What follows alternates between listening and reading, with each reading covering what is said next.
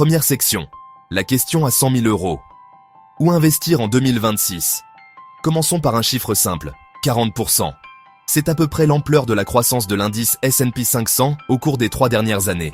Si vous aviez investi 10 000 € début 2022, votre portefeuille pourrait valoir plus de 14 000 € aujourd'hui, sans compter les dividendes. Ce genre de croissance fait les gros titres. Ça passionne les gens à propos de l'investissement.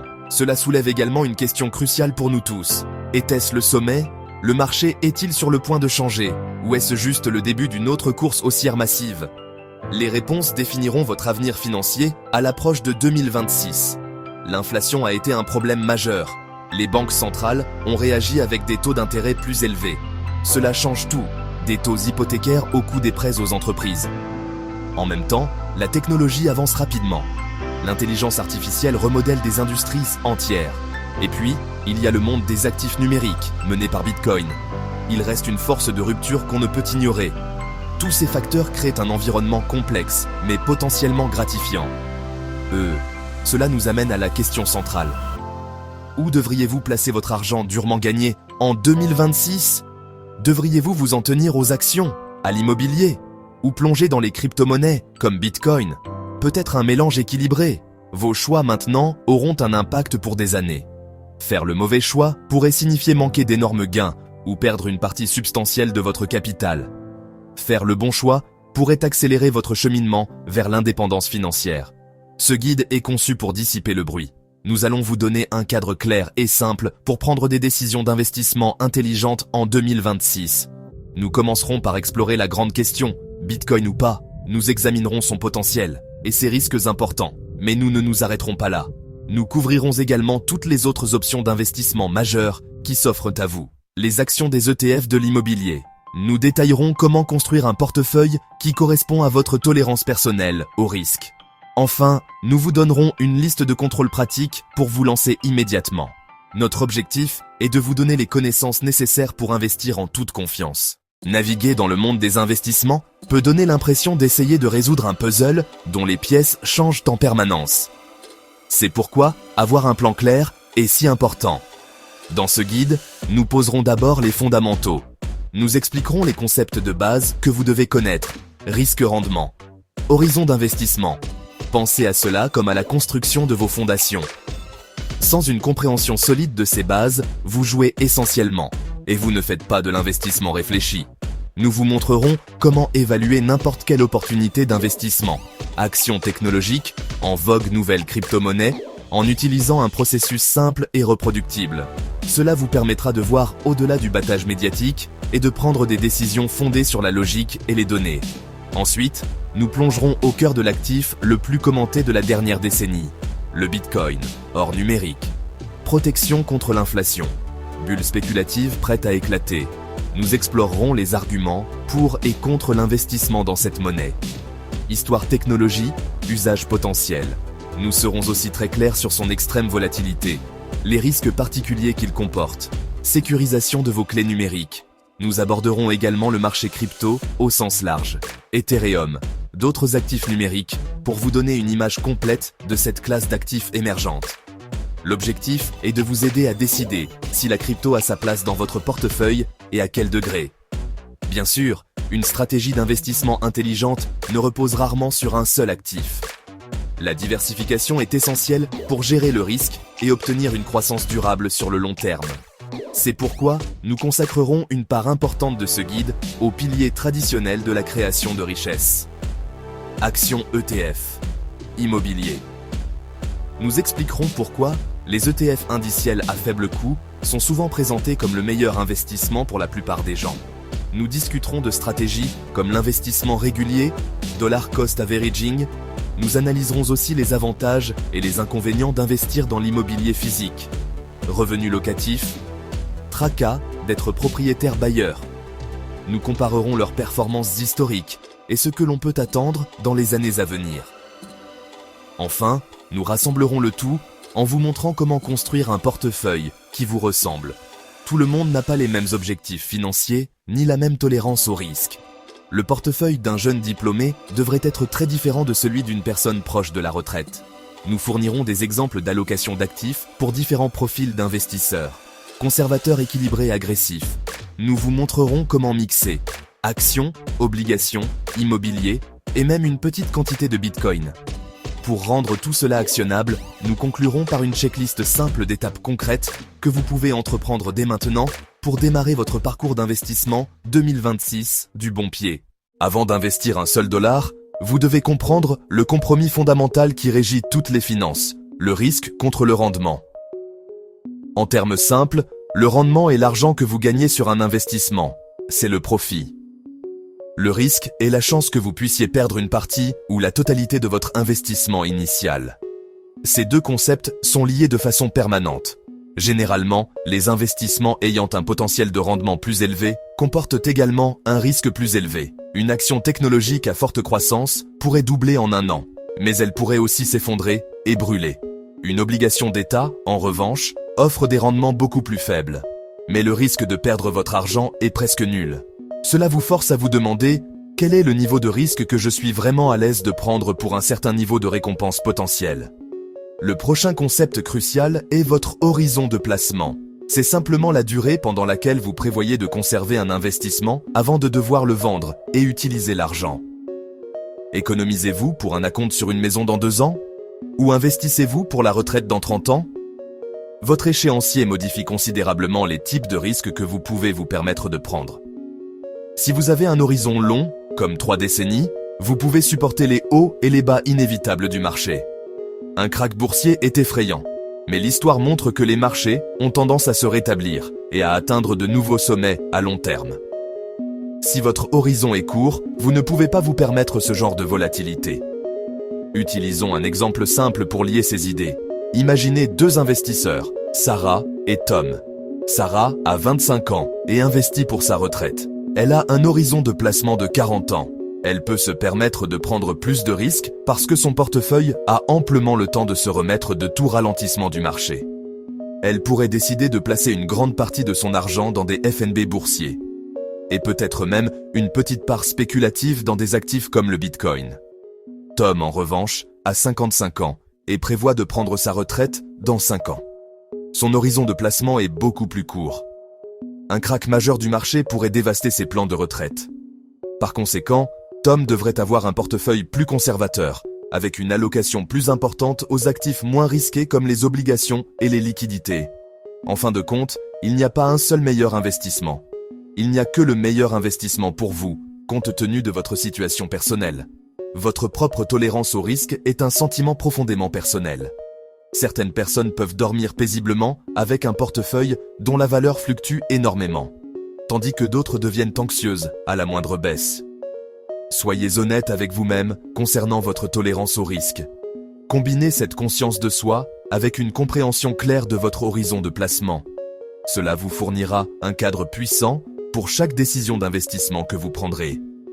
Cela vous aide à filtrer le bruit et à vous concentrer sur les stratégies et les actifs qui correspondent à vos objectifs financiers spécifiques, qu'il s'agisse d'une croissance agressive sur des décennies ou d'une préservation stable du capital pour un avenir proche. Maintenant que nous avons compris les concepts de base, examinons les principaux endroits où vous pouvez placer votre argent.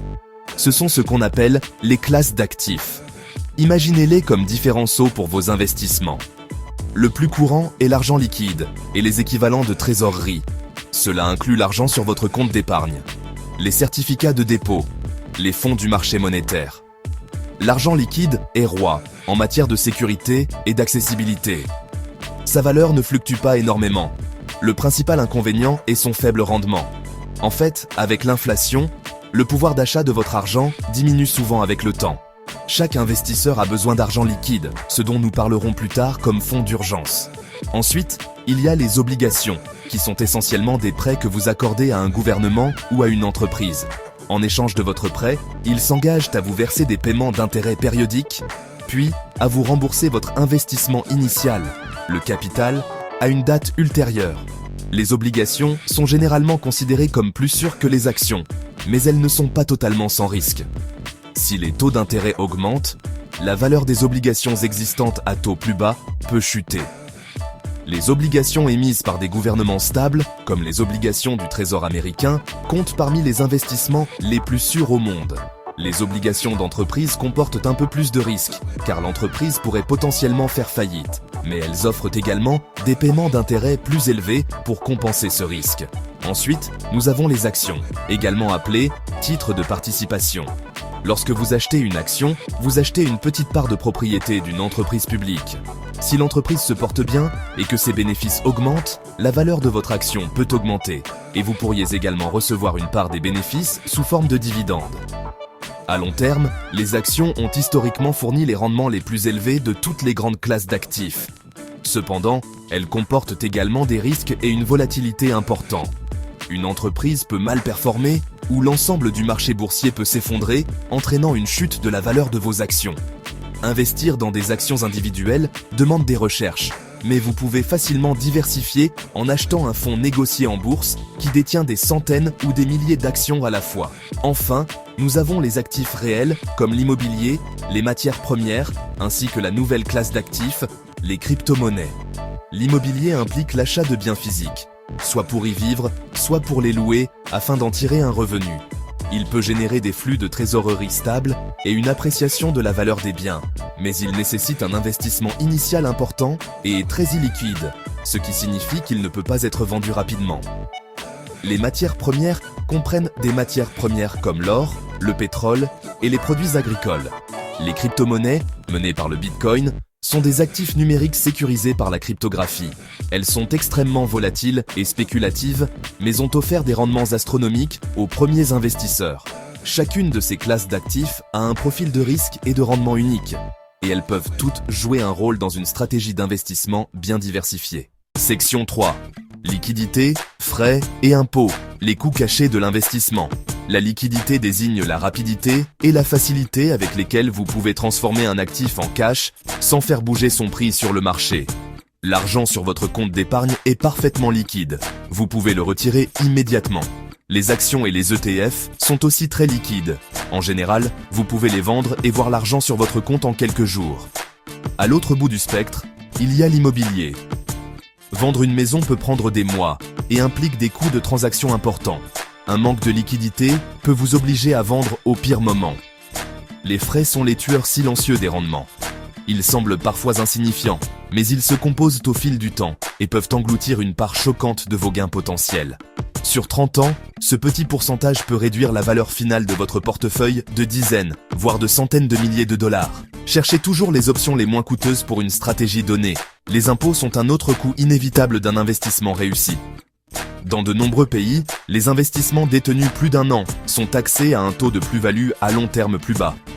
Cela encourage fortement une stratégie d'achat et de conservation à long terme plutôt que le trading fréquent.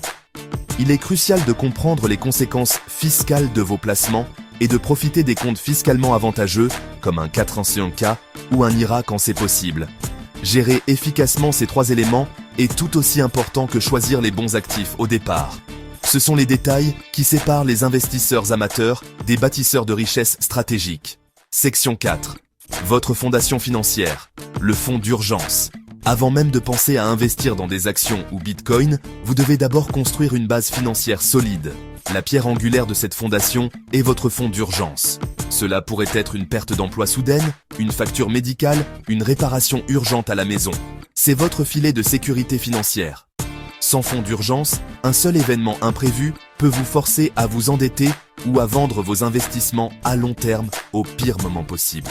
La règle générale, 3 à 6 mois de dépenses essentielles.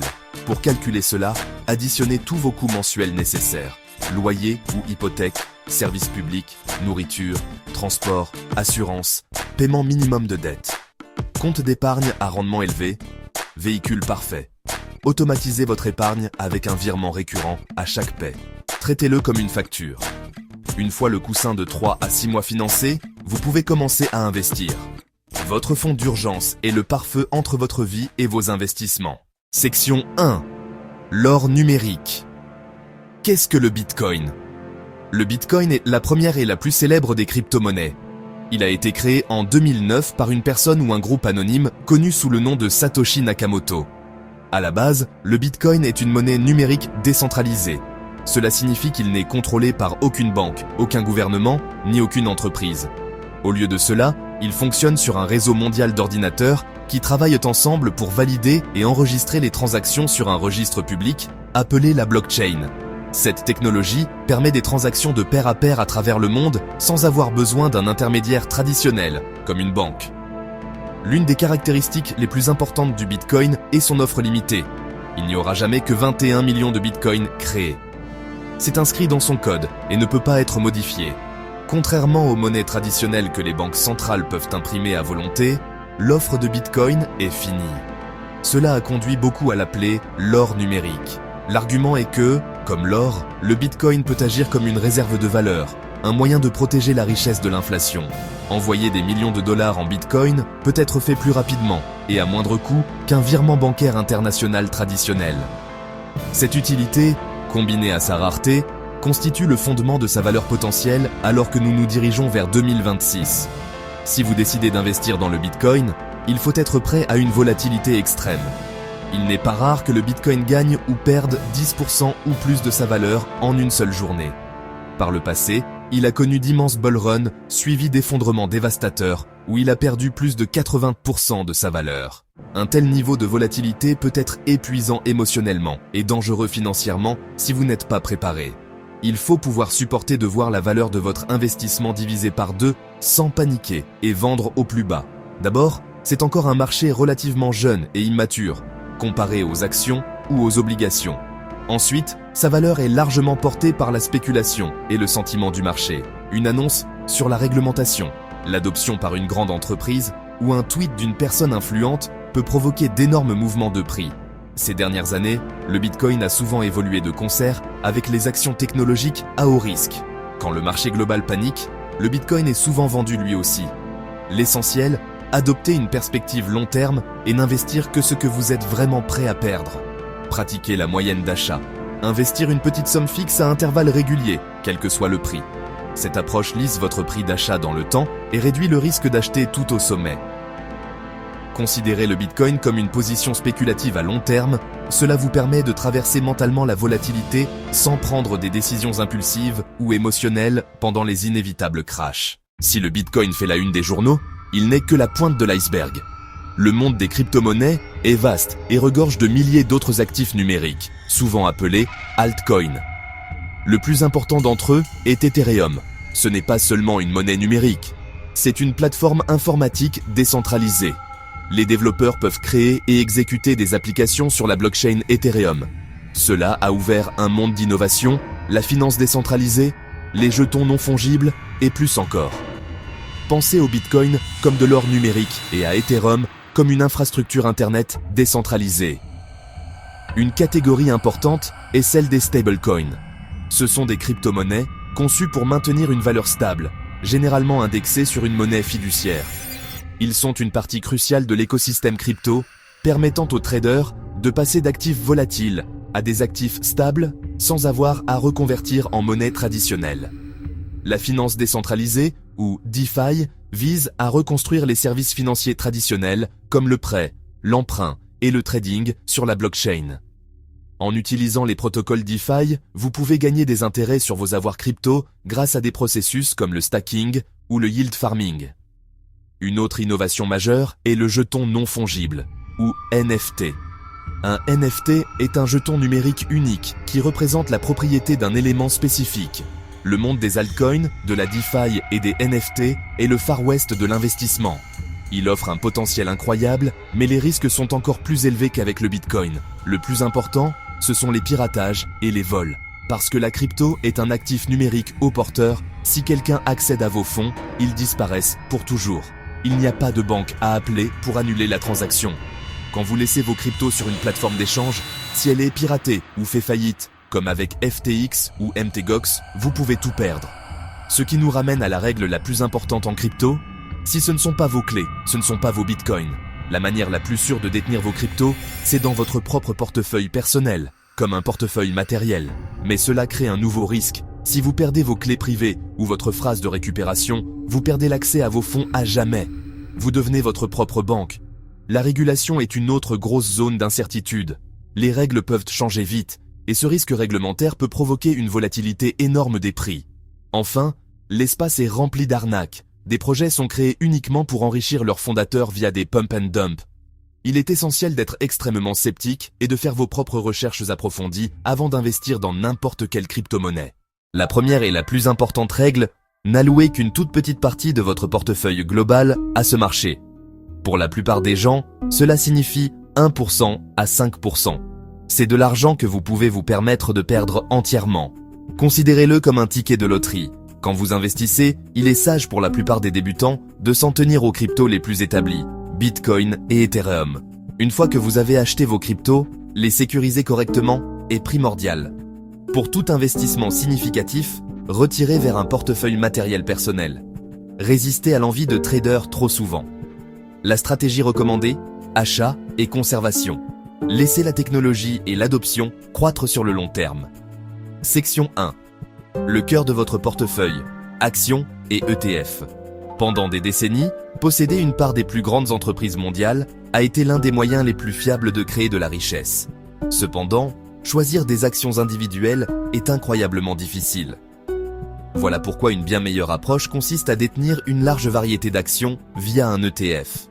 Un ETF est un fonds qui détient un panier de centaines, voire de milliers, d'actions différentes, et qui se négocie comme une action unique. Cette stratégie, cœur et exploration, reste plus pertinente que jamais. Le cœur est votre position en ETF d'actions. L'exploration est votre petite allocation à des actifs plus risqués. Étude après étude montre que la grande majorité des gestionnaires actifs professionnels n'arrivent pas à battre l'indice de marché. Diversification instantanée. Acheter une seule part d'un ETF de large marché peut vous donner une exposition à des milliers d'entreprises. Coût incroyablement bas. La différence se cumule sur des décennies et peut coûter des centaines de milliers de dollars d'ici la retraite. La moyenne des coûts, DCA, implique d'investir un montant fixe à intervalles réguliers, indépendamment de ce que fait le marché. Lorsque le marché est élevé, votre argent achète moins d'actions. Lorsque le marché est bas, il achète plus d'actions. Cela moyenne votre prix d'achat. Cela élimine l'émotion et le stress d'essayer de décider du moment parfait pour investir. C'est le chemin le plus éprouvé vers le succès à long terme. L'immobilier est l'autre pilier traditionnel de la création de richesse. L'un des aspects les plus puissants est la capacité d'utiliser l'effet de levier. Vous pouvez acheter un actif beaucoup plus grand que vos liquidités seules. Mais la propriété directe n'est pas passive. C'est comme gérer une petite entreprise, avec des responsabilités réelles et des maux de tête potentiels. Une alternative est une FPI, REIT. Vous pouvez acheter des actions de FPI en bourse, obtenant une diversification instantanée et un moyen passif d'inclure l'immobilier dans votre portefeuille. Une fois que vous avez établi un portefeuille de base, vous pourriez chercher à diversifier avec des investissements alternatifs, comme l'or. Les investisseurs s'y ruent en période d'incertitude. Au-delà de l'or, il existe d'autres matières premières. C'est un domaine complexe, mieux adapté à une petite partie satellite de votre portefeuille. L'allocation d'actifs est la décision la plus importante. Votre allocation doit être adaptée à votre tolérance au risque, votre horizon d'investissement et vos objectifs. Il n'y a pas de réponse unique. Un jeune investisseur peut opter pour une allocation audacieuse, tandis qu'une personne proche de la retraite choisira une approche conservatrice. Une technique fondamentale est le rééquilibrage. Vendez périodiquement une partie de vos gagnants et achetez davantage des actifs sous-performants pour revenir à vos pourcentages cibles. Une planification fiscale intelligente est cruciale. L'outil le plus puissant est d'utiliser des comptes de placement fiscalement avantageux. Pensez également à votre héritage. La planification successorale garantit que votre argent ira aux personnes et aux causes que vous aimez. Pour transformer ce savoir en action, voici votre checklist finale en 7 points pour commencer à construire votre patrimoine immédiatement. Premièrement, ouvrez les bons comptes. Un compte épargne à rendement élevé pour votre fonds d'urgence et un compte titre à faible coût pour vos investissements. Deuxièmement, constituez votre fonds d'urgence équivalent à 3 à 6 mois de dépenses. C'est non négociable. Troisièmement, décidez de votre allocation d'actifs cibles en fonction de votre profil de risque. Quatrièmement, automatisez vos investissements via des virements et des achats récurrents. Cinquièmement, si vous investissez en crypto, sécurisez-la correctement dans un portefeuille matériel. Sixièmement, planifiez un point annuel pour rééquilibrer votre portefeuille. Enfin, si vous vous sentez dépassé, consultez un conseiller financier indépendant. Commencez aujourd'hui, transformez la confusion en confiance et l'inaction en progrès.